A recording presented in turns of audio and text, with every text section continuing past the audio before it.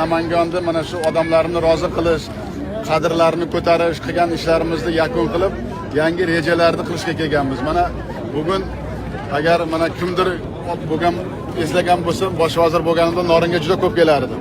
Rahmat. Ko'p kelardim. Shuning uchun bugun ham meni o'zimni odamlarimni yuborib, mana sizlarning mahallalaring hovuz ostida juda rivojlangan bo'lib ketgan ekan. Mana mahalla raisini binosini ko'rdim, joyini ko'rdim. Shuning uchun bugundan boshlab mahalla o'zgaradi, mahallaning atrofi ham o'zgaradi, nomini ham o'zgartiryapman. Sho'rsuvmi mahallalaring? Sho'rariq. Sho'rariq bo'lmaydi, yangi Namangan mahallasi bo'ladi.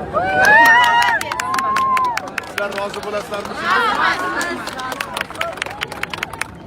Shuning uchun juda katta mablag' berdim, 10 milliard so'm berdim, lekin juda katta loyiha qilib, loyihalarni sizlar bilan maslahat qilib, sizlarga ko'rsatib, keyin shu loyihalarni qilib, juda katta sizlarga joy bo'ladi, dam olishlaringga, o'qitish ballaringda o'qishlaringga, tibbiyot ham o'zgaradi, maktab ham, yetsat ham o'zgaradi.